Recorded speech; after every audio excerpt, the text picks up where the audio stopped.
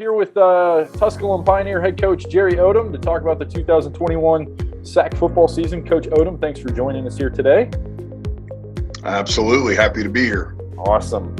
Well, we're going to jump right into some questions. And the first one I've got is obviously 2020 was a very difficult year. But how did that make you adapt, whether it's your coaching style or your program, as you move forward into the 2021 season and then even beyond that? Yeah, I think we learned some things from it. We did a great job. I thought my kids, I give them all the credit. They did a really, really good job of adhering to mask rules and things of that nature. I'm pretty tough on them with that kind of stuff. Our job is to keep those kids healthy. That's the way I look at it. And if you're going to be a disciplined organization, then the disciplined organization tries to do their best to do everything they can to be accountable and also keep their kids healthy. Unfortunately, with this thing going on, even now, you don't really know how it's going to hit. You can do everything right, and it still can turn out wrong. So we probably were lucky a little bit too. But I think the way we practice is one of the things we really talked about was the mental aspect of the game. We banged a little bit, but not as much. And I think football, practice-wise especially, is getting away from that. I think you're seeing more and more NCAA legislation with that. I've never been a big Oklahoma type guy anyway. That's never been part of what we do. I'm a big believer in execution. You got to execute and you got to do what you do and do it well. And so I think film study, we try to really raise our football IQ with our kids.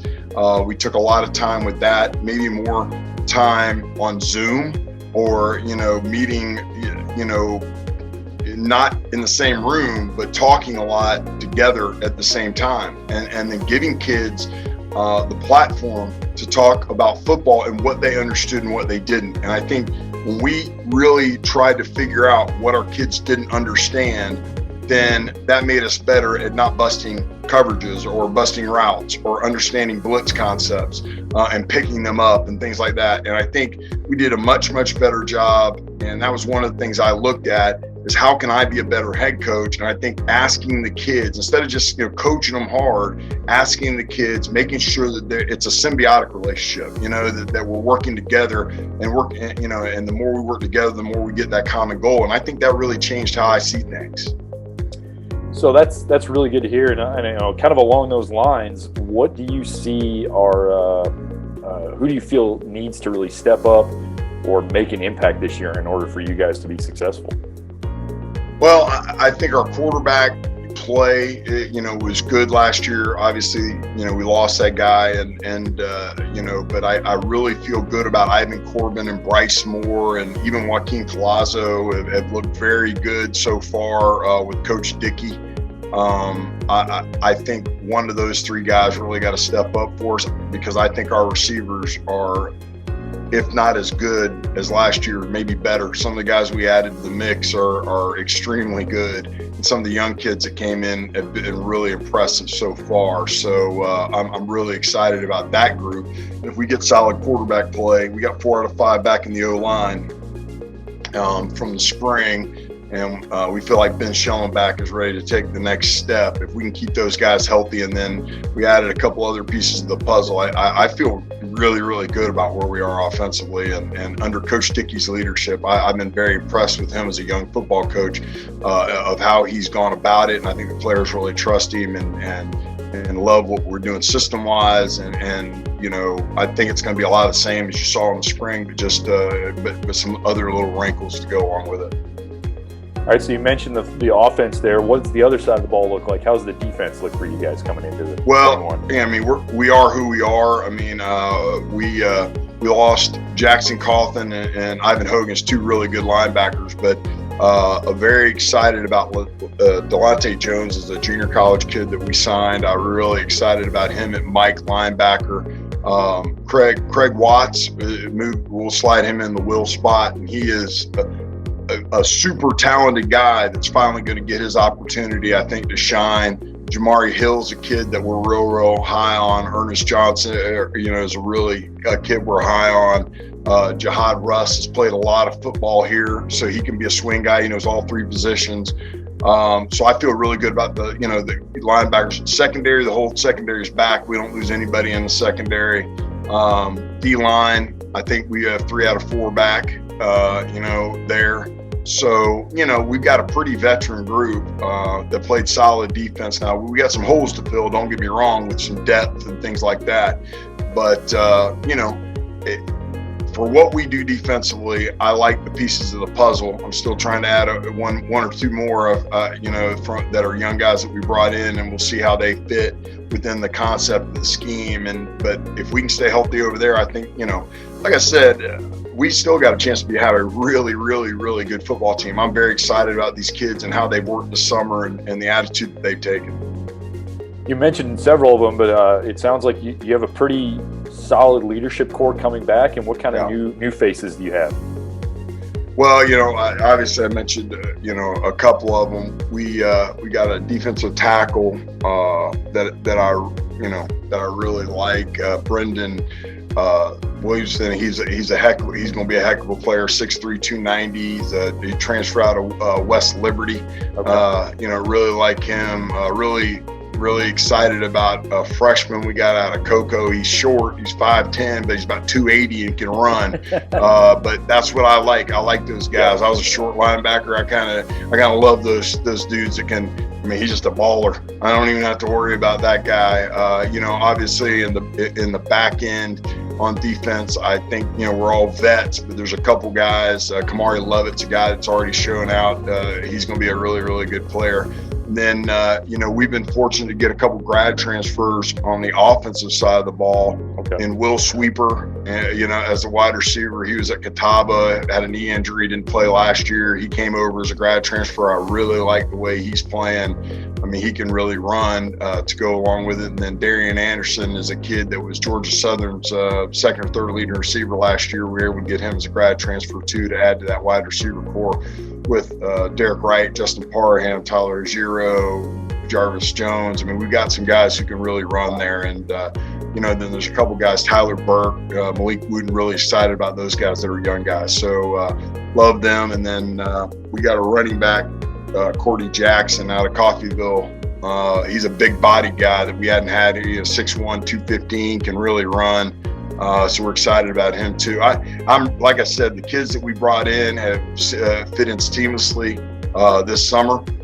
It has been a long summer for old Coach O. I've been working for all of us, like right? Crazy. I don't think I've taken a day off just because we did happen. And I think it's really the way the league, the way Division II is going to go. Like if your kids light it up, they're going to have a chance to, have opportunities. You just got to understand it. You got to embrace it. And you got to keep working summer. There won't be a whole lot of summer vacays, and I think for D2 guys from now on. But but I enjoyed every minute of the recruiting process, even though it's time consuming. Is always a lot of fun, and we were fortunate to get some really good players here, and I'm very excited about those guys. So obviously you guys won the spring championship. We had our little spring season. You guys won it, which congratulations again. That was fantastic. As we look past even this fall, and let's look at 22 and then beyond, we're adding Emory and Henry, Barton, and Erskine, and then even down the road a little bit farther, we got Anderson. What does that do for the league?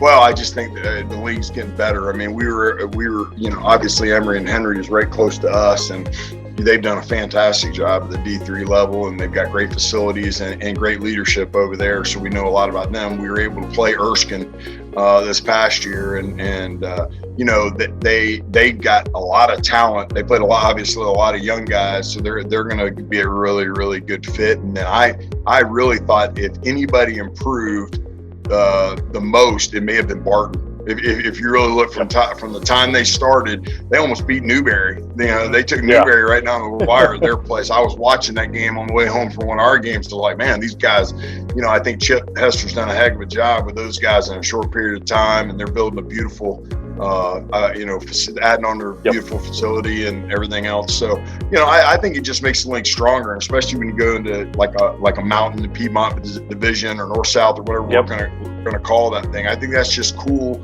and it still keeps the rivalry concepts, and then you just play round robin, and it still gives you some flexibility also on how you got to, maybe if you need a money game, it's Division II. Sometimes you have to have those things, and so I think it adds to the league, and I think it adds strong private school, people that understand what we're trying to do with the educational aspect of this thing and everything else. So I'm excited about it. Fantastic. All right, so you kind of mentioned it. We're going to be moving to divisions and things like that, but we still have rivals. So this is kind of a fun one. Who do you feel is your team's biggest rival in the SAC? Well, I mean, that's an easy one for us, and actually it's twofold to me. Probably, obviously Carson Newman. We're 45 minutes both in Tennessee. They do a fantastic job. They're an outstanding program year in and year out. We're trying to get to where we're hopefully at that level. We're year in year out a team to be in contention and things like that. I think we'll get closer and closer. And then I think our other one that's probably under the radar is Mars Hill.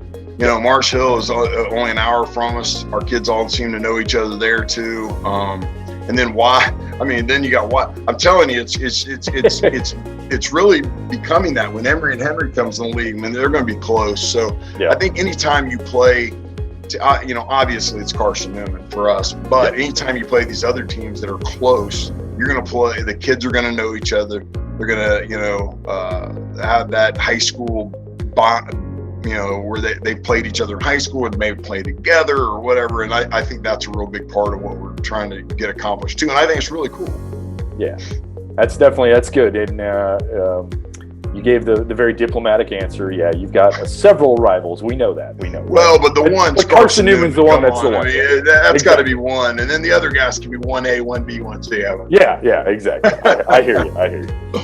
Well, Coach, we're looking forward to getting the fall season underway and hopefully get a little more normal season this time around. Right? Fingers crossed. Praying. We're still testing now. So, that's right. I mean, that's part of the gig. I just think, God bless everybody that's working through this pandemic, and we just got to all be smart and be good teammates to each other, not only on the team, but in the world. I mean, be a good teammate to each other and try to take care of everybody else. And understand everybody has their own individual opinions, but we're all pulling the rope the same way, and that's kind of what we talk about as a team. But I think we'd be better off. A lot of people do that too. Exactly. Be a good neighbor. Exactly. So, well, we look forward to the season. Thanks for talking with us, and good luck this year. Thank you so much. I appreciate the time. Go Pioneers.